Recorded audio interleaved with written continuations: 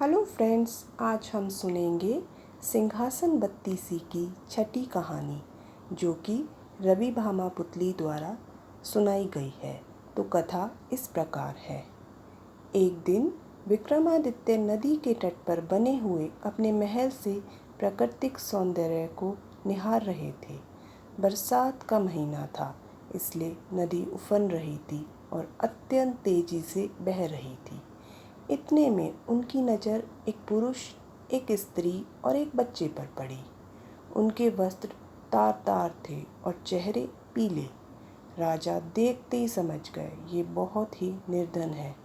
सहसा वे तीनों उस नदी में छलांग लगा गए। अगले ही पल प्राणों की रक्षा के लिए चिल्लाने लगे। विक्रम ने बिना एक पल गवाए नदी में उनकी रक्षा के लिए छलांग लगा दी। अकेले तीनों को बचाना संभव नहीं था, इसलिए उन्होंने दोनों बेतालों का स्मरण किया। दोनों बेताल ने स्त्री और बच्चे को तथा विक्रम ने उस पुरुष को डूबने से बचा लिया। तट पर पहुंचकर उन्होंने जानना चाहा वे आत्महत्या क्यों कर रहे थे। पुरुष ने बताया कि वह उन्हीं के राज्य का एक अत्यंत निर्धन ब्राह्मण है, जो अपनी दरिद्रता से तंग आकर जान देना चाहता है।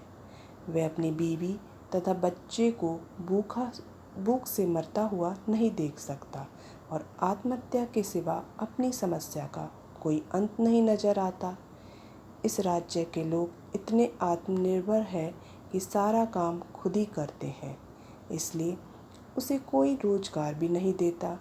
विक्रम ने ब्राह्मण से कहा कि वह उनके अतिथिशाला में जब तक चाहे अपने परिवार के साथ रह सकता है तथा उसकी हर ज़रूरत पूरी की जाएगी। ब्राह्मण ने कहा कि रहने दो, रहने में तो कोई हर्जा नहीं है, लेकिन उसे डर है कि कुछ समय बाद आतिथ्य में कमी आ जाएगी और उसे अपमानित होकर जाना पड़ेगा। विक्रम ने उसे विश्वास दिलाया कि ऐसी कोई बात नहीं होगी और उसे भगवान समझकर उसके साथ हमेशा अच्छा बर्ताव किया जाएगा।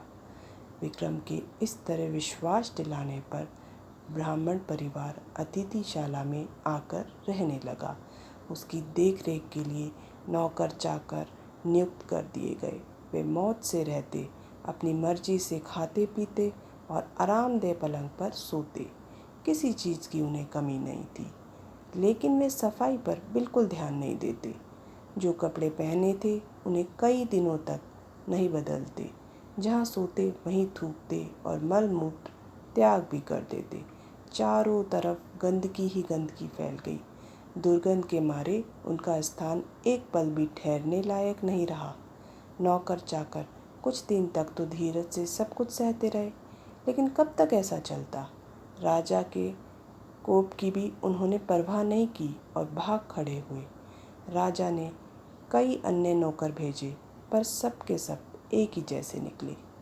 सबके लिए यह काम असंभव साबित हुआ।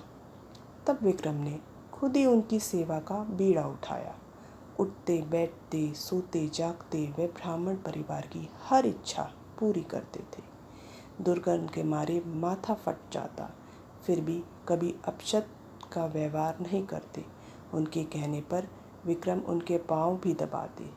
ब्राह्मण परिवार ने हर संभव प्रयत्न किया कि विक्रम उनके आतिथ्य से तंग आकर अतिथि सत्कार भूल जाए और अभद्रता से पेश आए, मगर उनकी कोशिश असफल रही। बड़े सब्र से विक्रम उनकी सेवा में लगे रहे, कभी उन्हें शिकायत का कोई मौका नहीं दिया। एक दिन ब्राह्मण ने जैसे उसकी परीक्षा लेने की ठान ली। उसने राजा को कहा कि वह उसके शरीर पर लगी विष्ठा साफ कर दे तथा उसे अच्छी तरह नहला धोकर साफ वस्त्र पहनाए। विक्रम तुरंत उसकी आज्ञा मानकर अपने हाथों से विष्ठा साफ करने को बढ़े। अचानक चमत्कार हुआ। ब्राह्मण के सारे गंदे वस्त्र गायब हो गए और उसके शरीर पर देवताओं द्वारा पहने जाने वाले वस्त्र आ गए। उसका मुख मंडल तेज से प्रदीप्त हो गया। सारे शरीर से सुगंध निकलने लगी। विक्रम आश्चर्यचकित थे। तभी वह ब्राह्मण बोला कि दरअसल वह वरुण है, वरुण देव ने उनकी परीक्षा लेने के लिए यह रूप धरा था।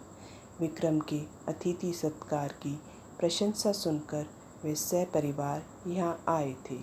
जैसा उन्होंने सुना था वैसा ही उन्होंने पाया, इसलिए विक्रम को उन्होंने वरदान दिया कि उसके राज्य में कभी भी अनावृष्टि नहीं होगी तथा वहाँ की ज़मीन से 3-3 फसलें निकलेगी। विक्रम को वरदान देकर वे सपरिवार अंतर्ध्यान हो गए।